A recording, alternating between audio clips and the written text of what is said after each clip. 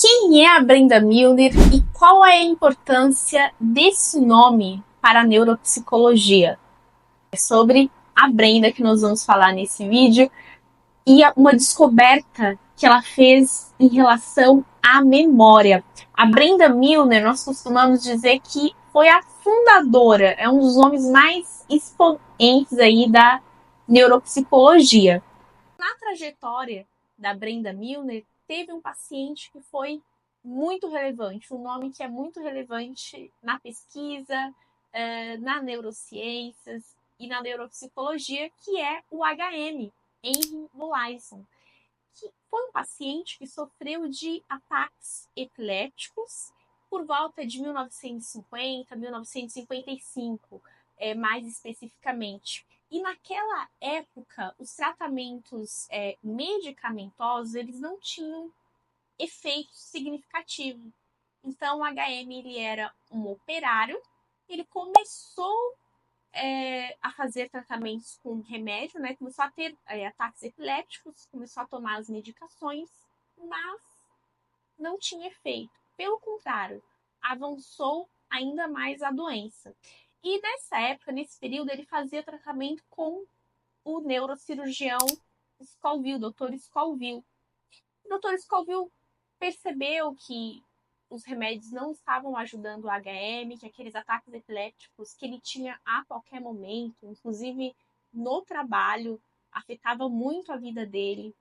Sugeriu para o HM fazer a cirurgia, realizar a cirurgia, prometendo ali, de acordo com o conhecimento que tínhamos na época do funcionamento do cérebro, que ao remover determinadas regiões ali do córtex, os ataques epilépticos diminuiriam.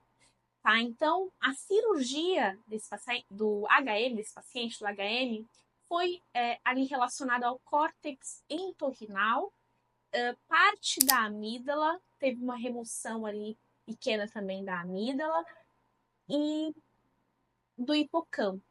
Tá? Então, foram essas as principais regiões ali afetadas no caso do HM. Ele fez a cirurgia, foi um grande sucesso a cirurgia, o HM se recuperou super bem.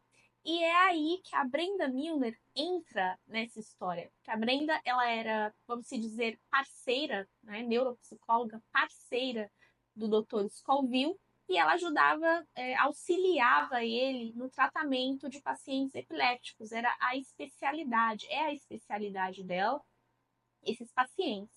Então ela começou ali a fazer as atividades, né, ali cognitivas, os testes cognitivos com o HM.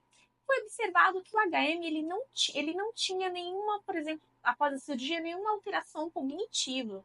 Tá? Ele tinha lembranças da família, lembranças de acontecimentos do passado, antes da cirurgia, tudo normal.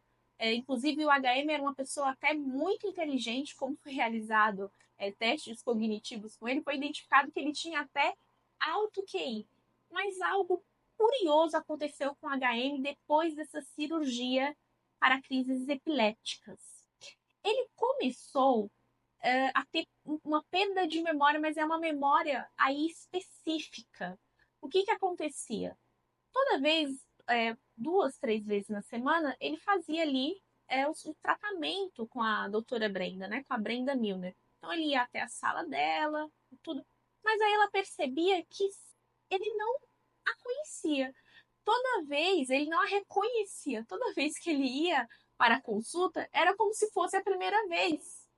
Então ela tinha que se apresentar. Não tem aquele filme Como se fosse a primeira vez? Era mais ou menos isso que acontecia. Então já tivemos um caso parecido na vida real. Então ela tinha que se apresentar para HM, falar o seu nome. Foi notado aí então que teve a cirurgia, teve uma consequência cognitiva no caso do HM. Mas, curiosamente, a Brenda Milner também reparou que eles faziam uma atividade que o HM ele tinha que desenhar com a ajuda do reflexo do espelho, a outra metade é de uma estrela. Tá? É uma atividade cognitiva de memória, memória motora. E ele conseguia, a cada sessão, né, a cada atendimento, ser mais preciso evoluir nessa atividade. Então, ela observou que, embora ele não lembrasse do episódio anterior, ele perdeu a memória recente, mas ele tinha a memória que nós chamamos de memória procedural, que é a memória motora. É a mesma memória que nós utilizamos, por exemplo, para dirigir um carro, para andar de bicicleta, para cortar alimentos, tudo que envolve esse automatismo motor. Ele era perfeito, né? Então a memória procedural, ok, porém a memória declarativa, a memória anterógrada, tá? Porque é uma memória anterior, mas recente. O HM ele havia perdido após a remoção desse conjunto de estruturas que fica tudo muito próximo ali no cérebro e foi afetado. A epilepsia, ok, o HM não teve mais crises epilépticas. O HM ele era um paciente muito solícito com a pesquisa, né? Então por isso que ele é tão querido assim na ciência. É um case que é falado para todo estudante de neuropsicologia, e isso foi importante, não só neuropsicologia, neurociências também, neurociências cognitivas. E esse estudo, esse caso, ele é muito importante para a gente conhecer a memória, porque não existe só um tipo de memória, a primeira coisa aí que foi descoberta, tá? A memória, ela tem uma complexidade, existem vários tipos de memória. Então, a gente tem a memória motora, a gente tem a memória episódica, né? Que é você relatar um acontecimento. A memória procedural, memória emocional, memória olfativa, você sentir cheiros, memória auditiva. Então, a gente tem vários tipos aí de memória. E o mais interessante de tudo é que essas memórias, elas não ficam só numa região específica no cérebro. Então, a gente sabe que o hipocampo é uma das principais regiões relacionadas à memória. Só que, por exemplo, no caso do HM, foi afetada somente a memória declarativa. A memória procedural continuou. Então, a memória procedural, por exemplo, ela não depende só do hipocampo. Ela depende também de outras regiões, porque a dele estava intacta, de outras regiões que não foram afetadas com essa cirurgia. Outras regiões que ficaram ali, que não teve nenhuma intervenção nelas. Ou seja, embora o hipocampo seja uma estrutura importante para a memória, ela também está em conexão com outras regiões do cérebro. Ela não depende só do hipocampo, ela não depende só das regiões que foram afetadas ali, que foram realmente removidas cirurgicamente no procedimento que o HM fez, na cirurgia. Aí a pergunta, né, que muitas pessoas têm e tem essa, como posso dizer, pode até fazer uma certa confusão.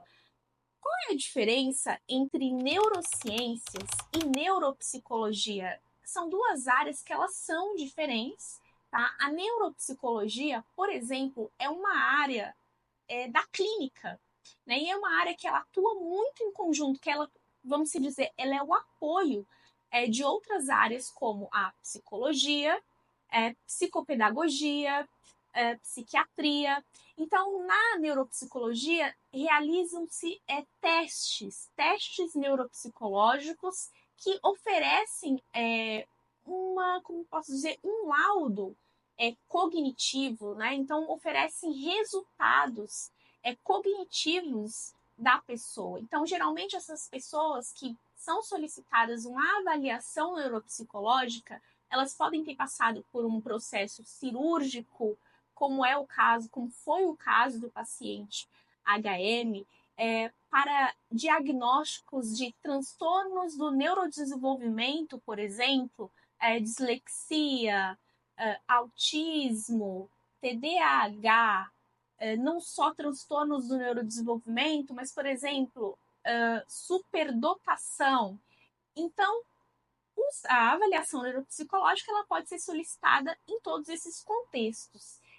E na avaliação neuropsicológica, a gente avalia as estruturas, tá? E como elas estão envolvidas, sobretudo na cognição, cognição que é a inteligência, memória e aprendizado, esses comportamentos aqui em específico, sendo esses resultados que um neuropsicólogo realiza a base ali para diagnósticos que os médicos irão fazer, psiquiatras, tá? E também uma compreensão melhor da atividade cognitiva da pessoa, de como ela funciona cognitivamente para psicopedagogos, professores. Então, é um grupo de pessoas que esse material fornecido pelo neuropsicólogo traz uma base ali sobre o caso, sobre a situação da criança ou do adulto, a situação cognitiva, de memória. Já a neurociências é uma área, primeiro, que ela não é uma área especificamente da clínica, a neurociências é uma área da pesquisa, especificamente. Já a neuropsicologia, também existem pesquisas científicas na neuropsicologia, mas ela é uma base para a clínica, ela é uma base para esses especialistas que eu citei. A neurociências, ela tem, por isso que nós podemos chamar de as neurociências também, porque são várias áreas de estudo, são várias áreas de pesquisa. Nós temos a neurociências que estuda a inteligência artificial, nós temos a neurociências que estuda doenças psiquiátricas, todas as doenças psiquiátricas. Nós temos a neurociência que estuda especificamente a parte cognitiva, envolvendo a memória, inteligência entre cérebro e máquina, funcionamento de cérebro e máquina para desenvolver máquinas que usam a inteligência do cérebro. Então, a neurociências ela é uma área diversa. E as pesquisas da neurociência, elas podem ser bases, sim, pode ser uma base para um médico, para um psiquiatra. É muito importante hoje que esses profissionais, psiquiatras, psicólogos, psicopedagogos, tenham uma noção, tenham um conhecimento sobre como o cérebro funciona, sobre pesquisas na área das neurociências. Mas ela não é específica para esses profissionais. A neurociência ela se volta muito para os pesquisadores. Por isso que também eu faço esse meu trabalho de divulgação, de acessibilidade de neurociências, porque muitas vezes um psicopedagogo, se ele pega um artigo de neurociências, ele não consegue interpretar esse artigo com toda a clareza.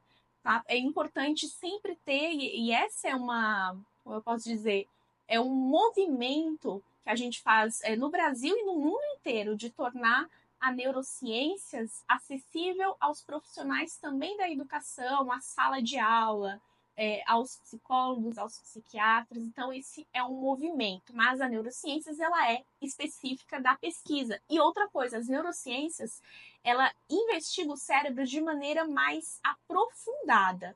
Tá? Então, ela não vai investigar ali só as estruturas, mas sim o sistema nervoso, todo o sistema nervoso, através de exames como eletroencefalografia, né? O EEG, ressonância magnética funcional, equipamentos, né? Aparelhos que conseguem ver a atividade cerebral ali através da circulação sanguínea. Então, as neurociências, ela investiga o funcionamento do cérebro de maneira mais aprofundada e através desses exames também. Tá? Então, essa é a diferença das neurociências para a neuropsicologia. A Brenda Milner é uma querida, ela é muito simpática, ela tem várias entrevistas, eu posso colocar o link de algumas entrevistas dela aqui na descrição, tá? Então, ela está sempre disponível, ela está sempre conversando com o pessoal sobre a carreira, e ela tem 106 anos, gente, é uma fofa, é uma mulher muito, muito querida e ela foi muito importante. Por conta da sensibilidade dela, foi descoberto essa diferença da sensibilidade e da acurácia mesmo ali, científica, foram descobertas essas especificidades, né, do mecanismo da memória.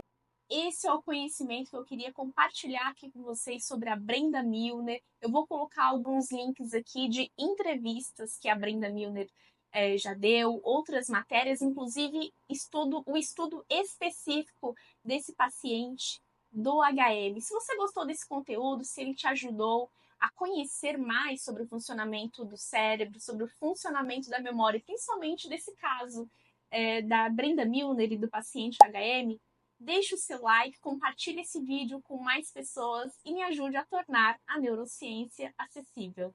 Até!